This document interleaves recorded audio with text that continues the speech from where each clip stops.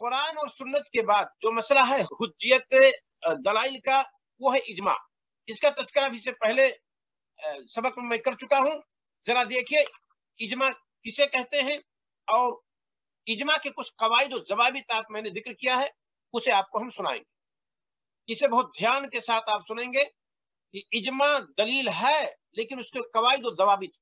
سب سے پہلے آپ دیکھیے، شرعی دلیلوں میں سے ایک ہے اجماع، وہ تیسری دلیل ہے، جیسا کہ آپ سے پہلے بھی واقف ہو چکے ہیں۔ اجماع ہے کیا؟ ہوا اتفاق مجتہد امت محمد صلی اللہ علیہ وسلم، اتفاق کرنا نبی صلی اللہ علیہ وسلم کے امت کے مجتہدین کا، بعدہ رسول صلی اللہ علیہ وسلم کے بعد، فی اصل من العصور، کسی دور میں، علی امر من الامور الشریعہ، شریعت کے کسی معاملے میں سے کسی معاملہ پر، یعنی کسی بھی شرعی مسئلے میں یا کسی بھی مسئلے میں یا کسی بھی مسئلے پر امت کے تمام مجتہدین کا نبی صلی اللہ علیہ وسلم کے بعد اتفاق کر لینا کہ یہ مسئلہ ایسا ہے، اسی کو کہتے ہیں اجماع۔ میں مثال دے کر کے آپ کو بتا چکا ہوں کہ نبی کریم صلی اللہ علیہ وسلم کے دور میں قرآن کو 2 دفتیوں میں نہیں رکھا گیا تھا، ابو بکر صدیق رضی اللہ تعالیٰ کے دور میں رکھا گیا، کیونکہ صحابہ کا اس پر اجماع تھا۔ قرآن سے دلیل اس کی میں ذکر کر چکا ہوں، اور اسے آپ دیکھنا چاہیں گے سورہ نساء آیت نمبر 115، اس سے پہلے درس میں بھی موجود۔ یہاں شیخ الاسلام ابن تیمیہ رحمہ اللہ کی ایک بات میں کوٹ کرتا ہوں، کہتے ہیں کل من الوصفین یقتضی الوعید لانه مستلزم للآخر۔ وعید کیا آئی ہے؟ ومن یشاقق الرسول من بعد ما تبین له الہدی، جو رسول کی مخالفت کرے بعد اس کے کہ ہدایت کی بات اس کے سامنے واضح کر دی گئی ہے، وَيَتَّبِعْ غَيْرَ سَبِيلِ الْمُؤْمِنِينَ، پھر وہ مومنوں کے راستے کے علاوہ راستہ چلے، نُوَلِّهِ مَا تَوَلَّىٰ، ہم اسے پھیر دیں گے ادھر جدھر وہ چاہنا چاہے، وَنُصْلِهِ جَهَنَّمَ وَسَاءَتْ مَصِيرًا، اور ہم اسے جہنم میں داخل کریں گے، اور یہ برا راستہ ہے۔ کہتے ہیں جہنم میں داخل کرنے کی دھمکی دینا اللہ تعالیٰ کا، اور یہ کہ یہ برا ٹھکانہ ہے۔ کہتے ہیں کہ کلم من الوصفین یقتضی الوعید، یہ دونوں صفت کہ وہ گمراہی کا راستہ ہے یا ہٹا ہوا راستہ ہے، یہ بھی اس بات کا متقاضی ہے کہ گویا کی غلط ہے اجماع کو چھوڑنا، اور دوسری بات کہ اللہ تعالیٰ نے کہا اسے ہم جہنم میں داخل کریں گے، یہ بھی وعید و دھمکی ہے کہ اجماع کو نہیں چھوڑا جا سکتا ہے۔ گویا کی اجماع یہ شریعت کے دلیلوں میں سے ایک دلیل ہے۔ یہ شیخ الاسلام ابن تیمیہ رحمہ اللہ کہتے ہیں کل من الوصفین یقتضی الوعید لانہ مستلزم للآخر، کیونکہ جو جہنم میں داخل کیا جائے گا اس کا مطلب کہ راستہ ہٹا ہوا ہے وہ، اور جو راستے سے ہٹے گا اس کا مطلب وہ جہنم میں جائے گا۔ تو کہتے ہیں دونوں صفتیں جو ذکر کی اللہ تعالیٰ نے اس آیت میں ایک دوسرے کو مستلزم ہے، جو راستے سے ہٹے گیا اس کا بھی جہنم کا راستہ، اور جو جہنم میں داخل کیا گیا اس کا مطلب اس کا راستہ صحیح نہیں تھا۔ تو کہتے ہیں دونوں صفتیں ایک دوسرے کو مستلزم ہیں۔ کما یقال مثل ذلك فی معصیت اللہ والرسول، ایسی ہی بات کہی جاتی ہے اللہ اور اس کے رسول کی معصیت میں، ومخالفت الاسلام والقرآن، اور قرآن و اسلام کی مخالفت میں، فیقال من خالف القرآن والاسلام، جس نے قرآن اور اسلام کی مخالفت کی، او من خرج عن القرآن والاسلام فہو من اہل النار، جو قرآن سے اور اہل اسلام سے دور ہوا تو اہل نار میں سے، جہنمیوں میں سے۔ یہ شیخ الاسلام ابن تیمیہ رحمہ اللہ کہتے ہیں، اور اس کے بعد وہ آخر میں ذکر کرتے ہیں فدل علی انہ وصف مؤثر فی الدم فمن خرج عن اجماعہم، جو شخص صحابہ کے اجماع سے نکلا، فقد اتبع غیر سبیلہم، تو گویا کہ مسلمانوں کے راستے کے علاوہ راستہ اس نے چنا، قطعا، قطعیت کے ساتھ، حقیقت میں، والآیت توجب الدم، اور آیت اس شخص کی مذمت کو واجب قرار دیتی۔ لہذا شیخ الاسلام ابن تیمیہ رحمہ اللہ کی یہ بات بتلا رہی ہے کہ اس میں کوئی شک نہیں، اجماع یہ حجت ہے، شریعت کے دلیلوں میں سے دلیل ہے۔ قواعد ذرا دیکھ لیجیے، بہت مختصر طور پر میں بتاؤں گا۔ اجماع کی حجیت پر سننے سے ایک دلیل پہلے دیکھ لیجیے۔ رسول اکرم صلی اللہ علیہ وسلم فرماتے ہیں، ابو خلف العاما کہتے ہیں سمیت انس بن مالک، میں نے انس بن مالک رضی اللہ تعالیٰ عنہ سے سنا، کیا وہ کہتے ہیں سمیت رسول اللہ صلی اللہ علیہ وسلم میں نے اللہ کے رسول صلی اللہ علیہ وسلم سے سنا یقول، آپ فرما رہے تھے ان امتی لن تجتمع علی ضلالۃ، میری امت گمراہی پر اکٹھا نہیں ہوگی۔ یہ دلیل ہے اجماع کی۔ کیا مطلب؟ اب اگر کسی مسئلے میں امت کا اجماع ہو جائے تو اس کا مطلب کہ امت صحیح پر اجماع اکٹھا ہوئی ہے، کیونکہ رسول صلی اللہ علیہ وسلم فرماتے ہیں امت غلطی پر اکٹھا نہیں ہو سکتی ہے۔ تو جب آپ سے کہا جائے کہ اس پر امت کا اجماع ہے اور نقل کرنے والا صحیح کہے تو آپ اس سے نہ ہٹیے، اس کو آپ پکڑ لیجئے، کیونکہ نبی کریم صلی اللہ علیہ وسلم فرماتے ہیں کہ امت کا اجماع یہ معصوم ہے، پوری امت غلطی کر جائے ایسا نہیں ہو سکتا ہے۔ یہ حدیث ہے سنن ابن ماجہ کی کتاب الفتن کی باب السواد الاعظم، حدیث کا نمبر ہے 3955۔ علامہ البانی رحم اللہ نے اس کو صحیح قرار دیا ہے۔ امام شافعی رحم اللہ کہتے ہیں ومن قال بما تقول به جماعت المسلمین فقد لزم جماعتهم، جس نے وہ بات کہی جو مسلمانوں کی جماعت کہتی ہے تو گویا کہ اس نے مسلمانوں کی جماعت کو لازم پکڑا اور گویا کہ اس نے اجماع کو حجت سمجھا۔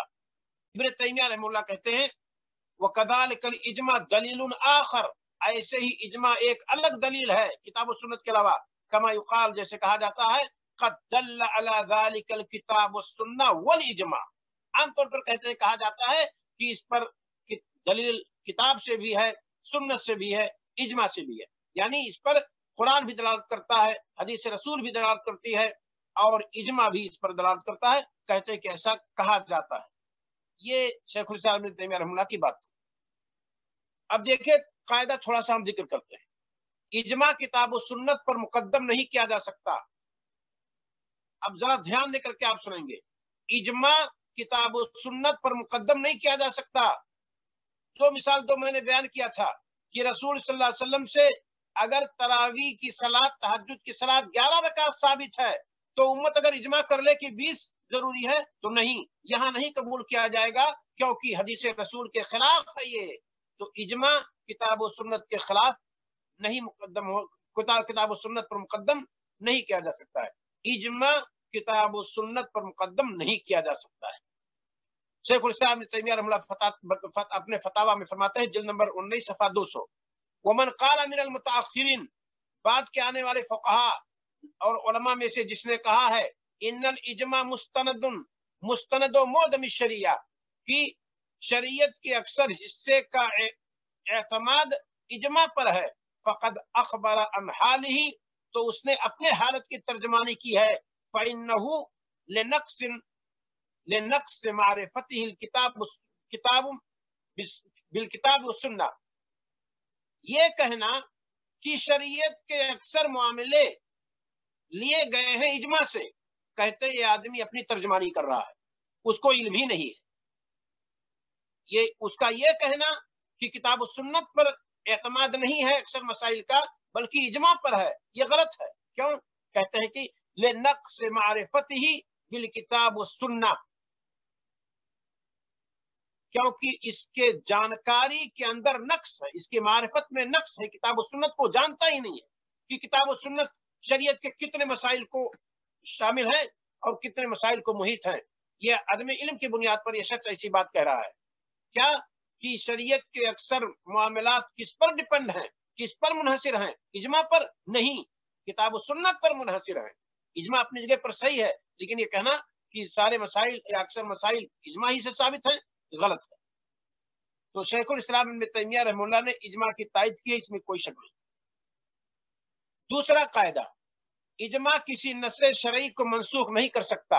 یہ کہنا کہ اس پر اجماع ہو گیا تو یہ منسوخ ہو گیا، جیسے یہی مسئلہ لے لیجئے کہ ایک مجلس کے 3 طلاق کو ایک ہی کہا جائے گا، کہتے ہیں نہیں، جمہور کا کہنا ہے اجماع ہے اس پر، کیا کہ ایک مجلس کے 3 طلاق کو 3 مانا جائے گا۔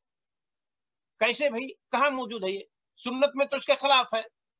ہمارے نبی صلی اللہ علیہ وسلم کے زمانے میں، ابو بکر صدیق رضی اللہ تعالیٰ عنہ کے زمانے میں، اور عمر فاروق رضی اللہ تعالیٰ عنہ کے زمانے کے شروع 2 سال 2.5 سال تک میں یہی سمجھا گیا تھا کہ 3 طلاق ایک مجلس کو ایک مانیں گے۔ تو اب یہ کہنا کہ यहाँ इजमा हो गया है किस पर कि एक मजलिस के 3 तलाक को 3 कहेंगे। अब यहाँ सुन्नत के खिलाफ इजमा नहीं हो सकता है, क्योंकि सुन्नत में ऐसा नहीं है, दौरे सिद्दीक में ऐसा नहीं था, दौरे फारूकी के शुरू 2 साल में भी ऐसा नहीं था। तो कहना कि इसके खिलाफ इजमा है ये, तो इस इजमा को हम तस्लीम नहीं करेंगे। या कोई कहे कि पहला हुक्म मनसूख हो गया, तो इस नस को भी हम कबूल नहीं करेंगे।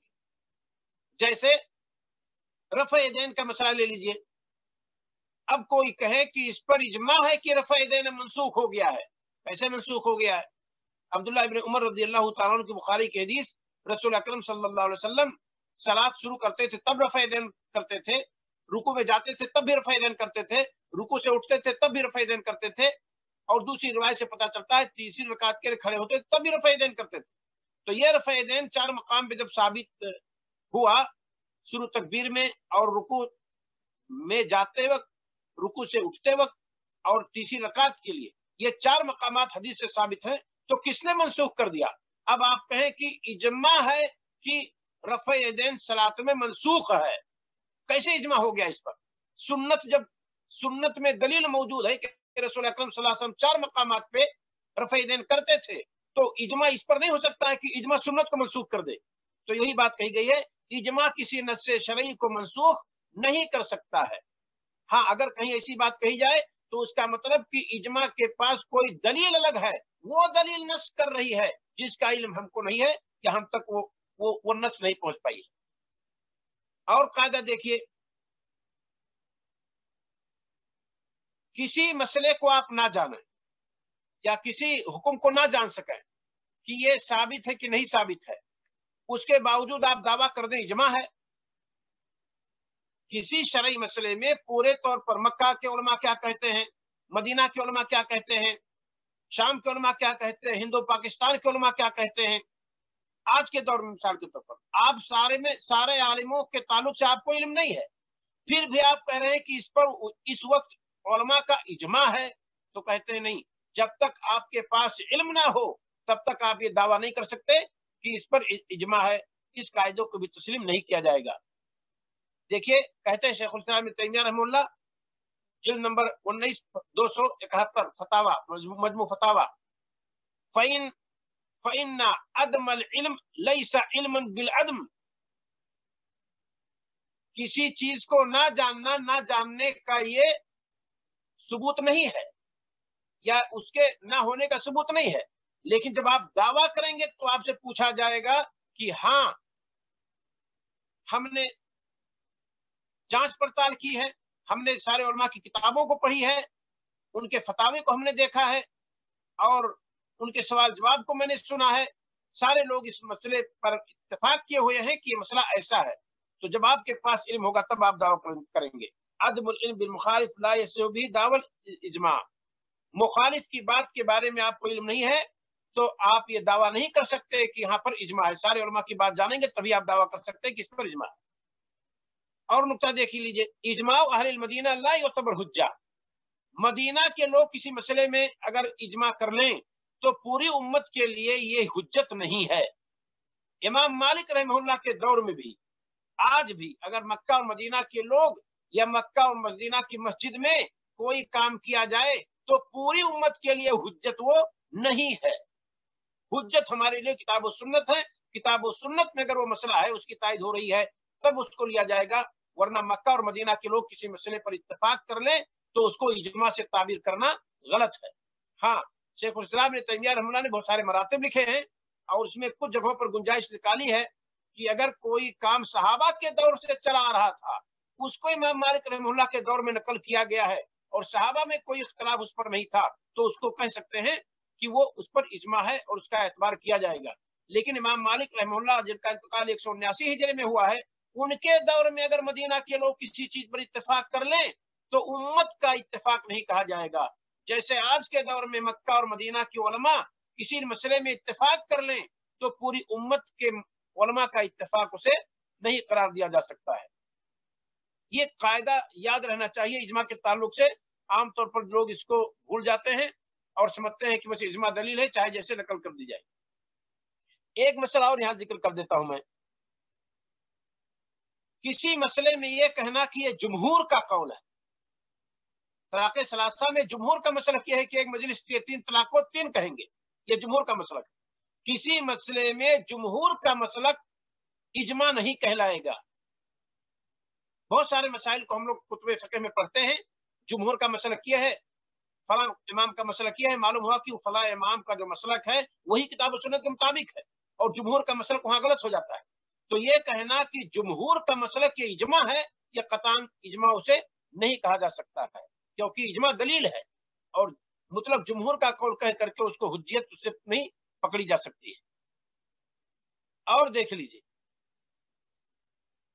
सहाबा के बाद इजमा बहुत मुश्किल हो गया। सहाबा ने अगर किसी चीज पर इजमा किया था और हम तक और आप तक वो नकल किया गया है तो उसको आप मानिए। सहाबा के बाद अगर कोई दावा करता है तो बगैर तहकीक के आप उसे ना लीजिए। क्यों? सहाबा के बाद उलमा मुख्तलिफ मुल्कों में फैल गए, कूफा गए, बसरा गए, शाम गए, मिस्र गए, मक्का में रहे, मदीना में रहे और दुनिया के मुख्तलिफ खित्तों में बिखर गए। तो जब तक सारे खित्तों के उलमा के ताल्लुक से ये बात ना आए कि सबका इस राय पर इत्तेफाक है, तब तक नकल करना दुरुस्त नहीं है। ये इजमा के ताल्लुक से चंद बातें थी जो खत्म हो गई।